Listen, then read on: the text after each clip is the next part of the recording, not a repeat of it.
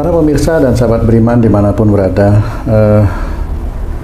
sering sekali kalau kita menderita sesuatu yang tidak mengenakan itu kadang-kadang kita mengeluh, kadang-kadang kita juga tidak mau menerima bahwa itu semua sebagai ujian kepada kita.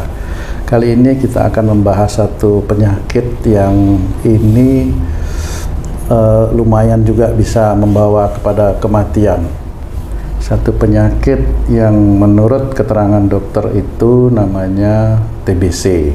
Nah, Pak Ustadz, kami pernah punya pengalaman Pak Ustadz TBC, di mana penderita itu, teman ayah itu batuk-batuk, kemudian mohon maaf itu agak sedikit berbau, kemudian mengeluarkan darah, itu batuknya itu Pak Ustadz sampai badannya itu agak bungkuk begini.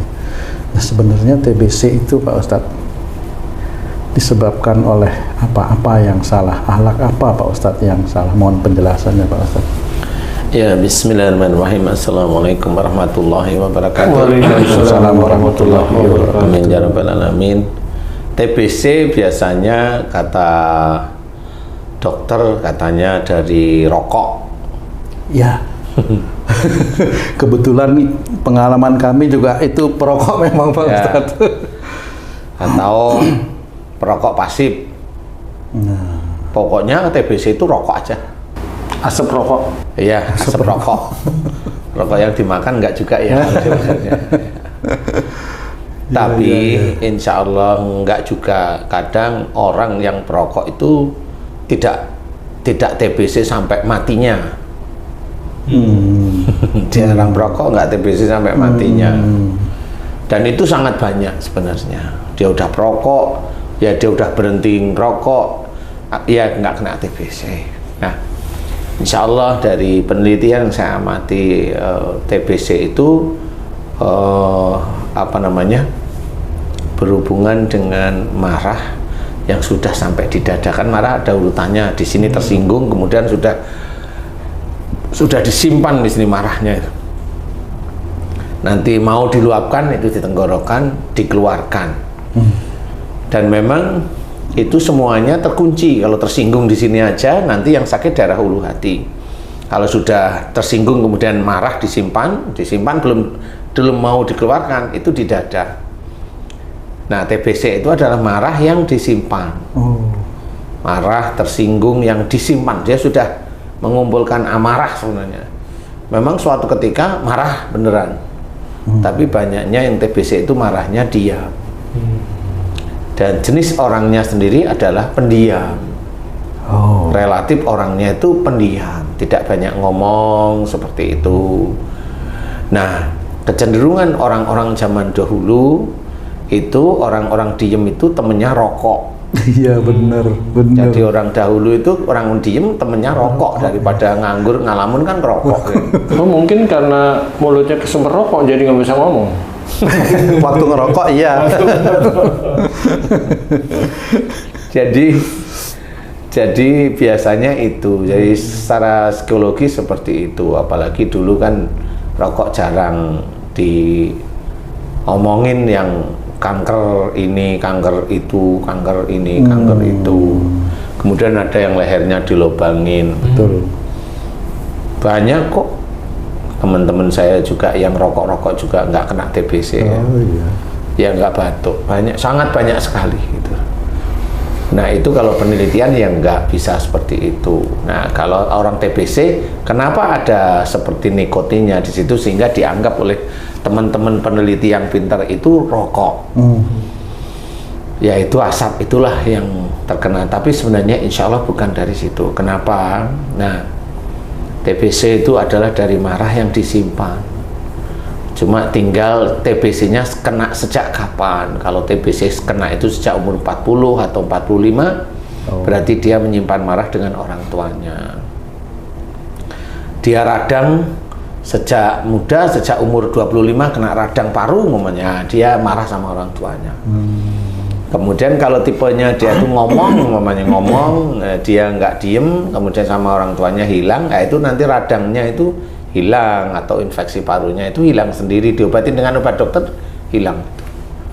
Ya, tapi kalau dia masih menyimpan marah, menyimpan dendam dengan orang tuanya. Yang bagaimana itu bisa, jadi memang dia marah tapi diem aja. Yang umpamanya ya orang tuanya, ayahnya sering mukulin ibunya, itu kan marah dia pasti. Pasti akan akan protes, tapi karena tidak mampu itu kan biasanya terus diam. Dan dia sering melihat dia akhirnya marah sama orang tuanya, ayahnya khususnya. Nah, marah yang disimpan, yang nggak bisa dikeluarkan, ya itulah yang nanti mengawali munculnya TBC. Karena seorang yang marah, kemudian yang muslim khususnya, biasanya orang muslim kalau sudah marah atau menyimpan marah itu nggak pernah mau mohon ampun kepada Allah Ta'ala. Sangat jarang orang-orang muslim seperti itu. Sehingga itu tetap menjadi catatan dosa di hadapan Allah Ta'ala. Dan sangat jarang sekali. Nah, dulu itu kamu kan ngerokok tuh, kenapa kamu nggak TBC? Jangan. Loh, kan saya tanya aja, kan aman-aman aja. Insya Allah. Ya, karena kamu bukan tipe yang pendiam. Oh iya. Jadi marahmu itu keluar. Jadi kamu aman TBC. Di TBC aman tapi ya. Yang lain ini yang lain itu ya menjaga di sekitar kamu tuh. Jadi benar. Jadi gitu. Jadi kalau marahnya keluar TBC enggak. Wow, pokoknya keluar selesai gitu. Jadi nggak ada marah yang disimpan di situ. Nah, marah yang disimpan itulah yang insya Allah akan menjadi TBC. Insya Allah itu. Jadi kalau mamanya dia mudah tersinggung dengan pasangannya, ya semakin lama ya dia ada marah dengan orang tuanya, dengan pasangannya gampang sekali tersinggung, gampang sekali jengkel dan marah, terus ya itu akan menjadi kanker paru lama-lama itu. Akan kanker paru. Kalau dia itu nggak mau berubah ya bablas mati. Kanker paru dengan TBC beda Pak Ustadz. Beda. Ustadz, saya punya tetangga nih Ustadz. Satu keluarga mengidap sakit TBC. Satu keluarga. Merokok semua nggak itu? Enggak. Juga kan? Satu keluarga mengidap penyakit TBC dan ciri khas fisiknya itu punggungnya naik. Iya, gitu. Nah, kemudian masyarakat menjauhi karena takut tertular. Sampai apa yang dia masak, sampai apa yang dia sediakan, nggak ada yang mau minum, nggak ada yang mau makan.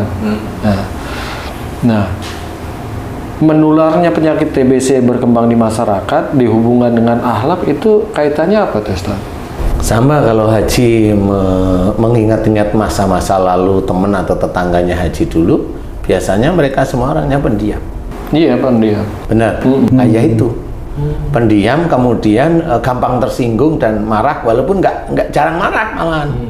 Jadi tersinggung marah itu di sini aja dia diam. Nggak kelihatan dia. Tidak kelihatan marah. Nah itulah cikal bakalnya. Kalau memang itu satu keluarga ya begitu semua. Satu sifat istilahnya. Jadi bukan menular di keluarga, itu satu sifat aja. Ada orang di keluarga TBC ya saya tahu, kemudian dibiarin aja di keluarga makan bareng ini bareng, tidak ada yang nular. TBC-nya Mas Bu ya sudah nggak ada yang nular. Seperti itu, dan itu beberapa kasus yang saya amati nggak ada yang ketularan. Dan ini anggota keluarga lain santai aja. Supaya nggak satu sifat, gimana caranya? Wah, sifatnya yang kena TBC ini A, saya nggak harus A nih, mesti B nih. Harus seperti itu, Ustaz? Ya, yang jelas nomor satu adalah sering nonton YouTube kita. Amin. Ya, betul. Karena apa? Kita mengajari akhlak. Ya, hampir semua penyakit itu diawali dari akhlak yang tidak baik atau perbuatan tidak baik. Perbuatan, jadi amalan yang tidak baik sebenarnya. Nah, yang di sini ini harus orang yang benar-benar memahami persoalan itu. Kalau umpamanya gimana caranya tidak TBC, ya jangan diam. Kayak Tung tadi, dia marahnya nggak diam, jadi marahnya dikeluarin. Makanya walaupun dia ngerokok, dia nggak TBC karena marahnya dikeluarkan. Sakitnya yang lain? Ya bisa aja.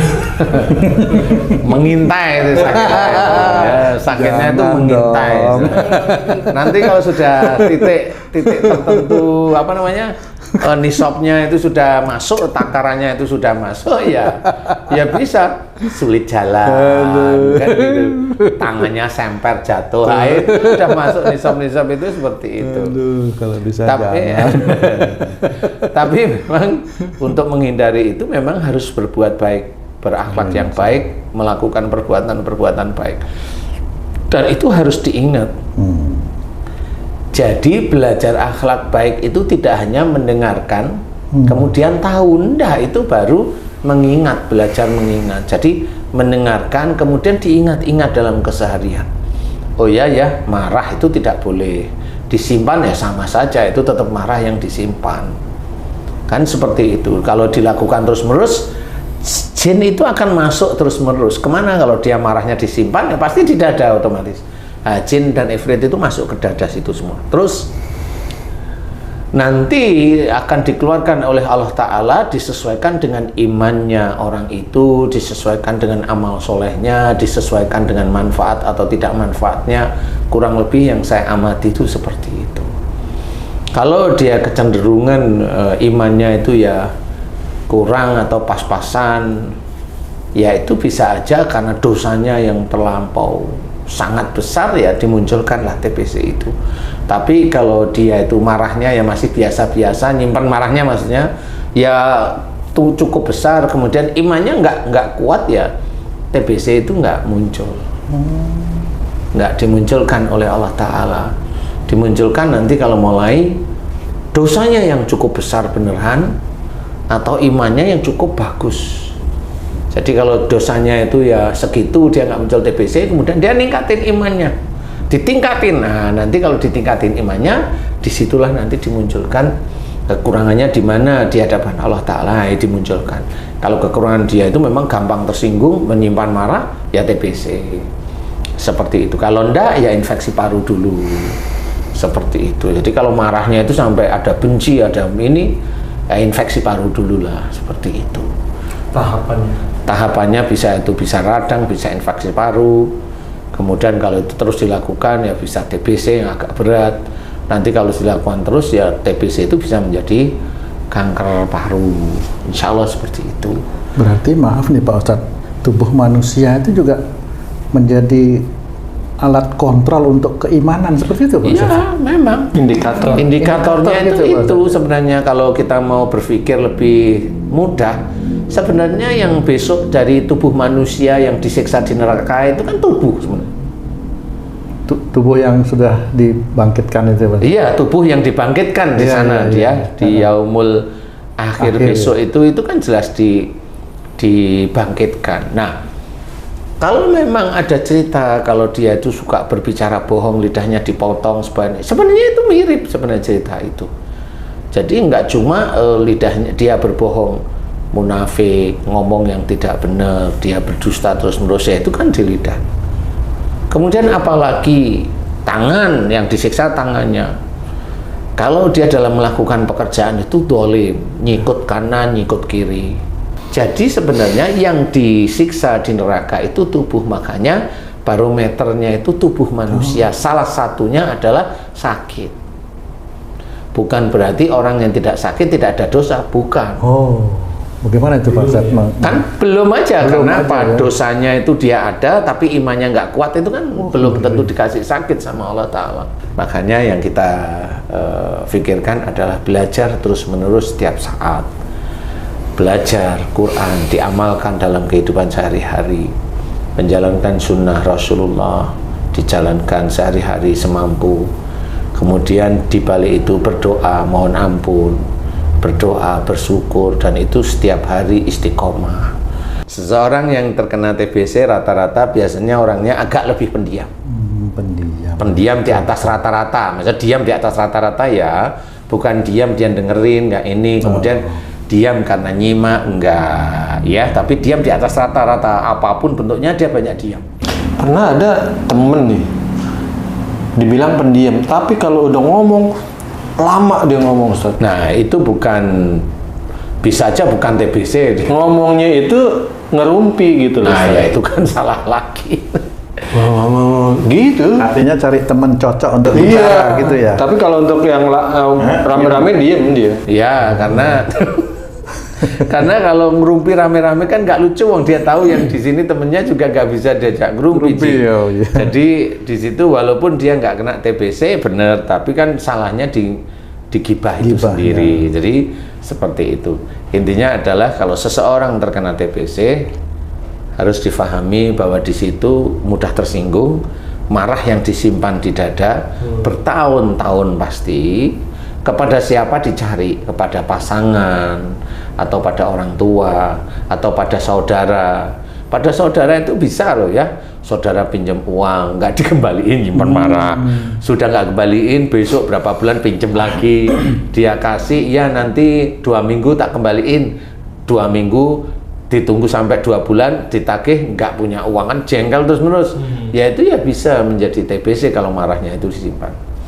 Nah, kita harus paham, siapapun teman-teman sedulur beriman ini sakit TBC, harus memahami kesalahannya, kemudian mohon ampun kepada Allah Ta'ala, kemudian meminta maaf pada orang-orang yang dia marahi, istilah walaupun hanya di dada, ya, disimpan di dada, dia harus minta maaf dan mau, dan jalankan. Kalau TBC itu sudah saya anggap itu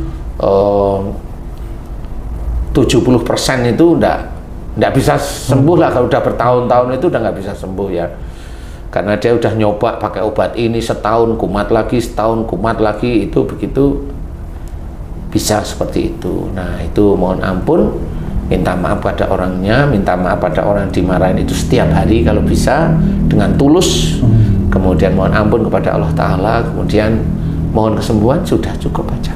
Dan jangan lupa kalau mohon kesembuhan harus di akhirnya di doa itu, mohon kesembuhan dari penyakitku ya Allah, agar aku bisa menambahkan iman dan ketakwaanku kepadamu dengan sembuhnya penyakit itu harus. Jadi dengan diberi sembuh sama Allah Ta'ala itu untuk meningkatkan iman dan ketakwaan pada Allah Ta'ala, bukan untuk bangga-bangga, tidak bisa. Itu yang harus dijalankan, Pak Itu Ustadz. yang harus dijalankan. Seseorang yang dia itu minta duniawi, walaupun bentuknya itu tidak dalam bentuk harta, ya tetap harus ada embel-embel itu. Kalau dikabulkan bisa meningkatkan iman dan ketakwaan kepada Allah Ta'ala. Tapi kalau harta jaranglah meningkatkan iman dan ketakwaan itu Malah jarang. meningkatkan kesombongan, Ya, Masya Allah. karena ada ujub, ada riya. Karena orang itu dia tahajud, baru 2 bulan tahajud, dikabulkan sama Allah Ta'ala, diizinkan, mamanya dia udah sombong. Nih, saya gara-gara tahajud, nih doa saya. Tidak ada. Apa itu termasuk musyrik, Pak Oh Ustadz? iya, ujub, riya, bahkan sombong dengan apa yang dilakukan. Dia menurut dia ibadahnya dia bagus. Tidak boleh seperti itu. Itu sombong sudah. Jadi siapapun orang muslim itu sombong. Ujub, riya, sombong itu untuk orang muslim. Untuk orang non muslim iya sih sama aja. Tapi kan kita kan Kita yang belajar, kita Pak yang, Ustadz. ya, yang belajar kan, kita kan pengen jadi besoknya itu masuk surga, ya Amin, memang harus amin, dipelajari. Jadi jangan merasa kalau mau sudah begini, ibadah begini, kemudian doa dikabulkan, dia bilang, oh ini gara-gara ibadah saya yang begini. Oh itu tidak boleh, itu sombong. Jadi sebenarnya Allah itu mau mengabulkan doa itu tergantung Allah. Bukan tergantung apa yang dia kerjakan sebenarnya. Salah satu yang kuat namanya, wa yastajibul ladina amanu wa amilus sholihat. Dan Allah akan mengabulkan doa orang yang beriman, imannya kuat dan selalu mengerjakan amal soleh. Nah, sebenarnya kalau orang mau memikirkan itu, ini janji Allah sebenarnya. Janji Allah bahwa Allah akan mengabulkan doa orang beriman serta selalu mengerjakan amal soleh. Ini janji Allah nih. Berarti dia istiqomah nih. Jadi kalau ada orang berdoa dengan membaca ini, enggak. Jadi yang bisa menilai itu hanya Allah, iya. Bukan orang menyuruh doa begini terus dikabulkan. Enggak seperti itu. Dengan berdoa seperti itu, dengan itu dianggap amal soleh, enggak bisa. Doa itu tidak bisa secara penuh dianggap pahala, apalagi isi doanya hanya untuk mengumbar nafsu, nggak bisa. Doa yang menjadikan pahala di hadapan Allah, doa yang insya Allah diterima oleh Allah Ta'ala itu satu, itu bertobat kepada Allah Ta'ala. Oh itu Pak Ustadz ya. Itu bisa diterima oleh Allah Ta'ala. Jadi ud'uni astajib lakum itu bisa masuk kalau dia bertobat. Yang kedua bersyukur. Karena orang muslim itu jarang sekali dia bersyukur, hanya sekilas aja kalau mendapatkan dia bersyukur. Nah itu juga sangat jarang. Itu bisa aja malah dikabulkan sama Allah Ta'ala. dan berdoa agar dijaga imannya oleh Allah Ta'ala, bisa saja itu diterima oleh Allah Ta'ala. Tapi ya Allah, berikan aku rizki, berikan aku istana seperti Nabi Sulaiman. Alah. Ya, itu diajari seperti itu ya alah. Malah diajari duniawi, habis itu terus gaya. Kan boleh berdoa gitu. Ya monggo kalau saya. Ya kan Allah itu berjanji ud'uni astajib lakum. Ya cara penafsirannya beda ya sudah, nggak apa-apa.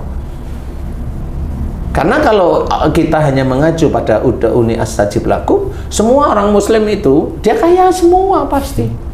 Atau frustasi semua kalau tidak dikabulkan gitu Pak Ustadz ya doanya itu Ya kan. enggak, makanya tergantung Allah kan. Nah, betul. Tergantung Allah, jadi bukan tergantung doa. Itu tergantung Allah. Makanya kalimat dalam firman Allah tadi harus kita pahami bahwa dalam berdoa itu ya ada adab, ada ciri, ada hal yang itu di hadapan Allah Ta'ala itu menjadi kayak nilai, yaitu imannya bagaimana. Imannya, walaupun doa itu hanya cuma gatal-gatal, tapi iman seorang yang berdoa itu dinilai. Walaupun dia itu berdakwah, walaupun dia itu S1, S2, bahkan doktor umpamanya, dia berdakwah, tetapi kalau perilakunya jelek, ya dapat dia sakit. Ya tetap dapat dia sakit, apalagi dia itu merasa sakitnya bukan karena dosanya, monggo silakan. Nah inilah yang akhirnya menjadikan kesalahan. Kalau dia tetap ud'uni astajib lakum, mana dia sakit dia berdoa padahal dia juga termasuk cukup hafal Quran, nggak bisa, dan banyak itu yang hafal Quran, yang pinter-pinter, yang sakit di rumah sakit pasti ingin sembuh dia, mati betul. Habis itu kenapa? Ya memang doa itu belum tentu dikabulkan Allah Ta'ala. Memang tergantung Allah aja. Kalau apa yang dia ajarkan itu banyak salah, mau bagaimana? Akhirnya daripada dosanya berlarut-larut, mending diambil aja. Seperti itu. Jadi hati-hati seperti itu. Kita harus belajar beneran. Akhlak Rasul harus kita kerjakan. Seperti itu. Nah mudah-mudahan bagi yang TBC sama, harus kita mengacu pada akhlak Rasul yang ngobrol lah, kalau ada ini tersinggung ngomong sama pasangannya, ngomong tapi ya dengan kalimat yang baik. Dimohonlah kepada Allah Ta'ala beneran setiap hari, setiap saat, mudah-mudahan Allah mengijabah. Jangan lupa, jika engkau kabulkan, atau aku mohon agar engkau kabulkan doaku ya Allah, mudah-mudahan dengan engkau kabulkan doaku bisa meningkatkan iman dan ketakwaanku kepadamu ya Allah, amin. Itu harus. Kalau menurut saya itu wajib sudah hukumnya. Karena sudah diberi sembuh kok tidak untuk meningkatkan iman dan ketakwaan. Biasanya kalau orang sembuh itu gaya. Iya, saya sudah hafal. Ya itulah ciri-ciri saudara-saudara kita. Makanya kita jangan meniru yang seperti itu, nggak usah ditiru. Insya Allah, wallahu a'lam. Alhamdulillah, terima kasih banyak penjelasannya Pak Ustadz, Masya Allah. Mudah-mudahan kita bisa menjalankan. Amin. Para pemirsa dan sahabat beriman dimanapun berada, demikian tadi penjelasan dari guru kita Pak Ustadz Danu mengenai satu penyakit yang luar biasa, TBC, bagaimana beliau memberikan analisa dan solusi kepada kita, dan satu kata yang ditekankan itu, semua yang kita lakukan adalah untuk meningkatkan keimanan dan ketakwaan kita kepada Allah Subhanahu wa Ta'ala. Saya Tung pamit diri, kita jumpa lagi di video kami yang lain. Wassalamualaikum warahmatullahi wabarakatuh. Waalaikumsalam warahmatullahi wabarakatuh.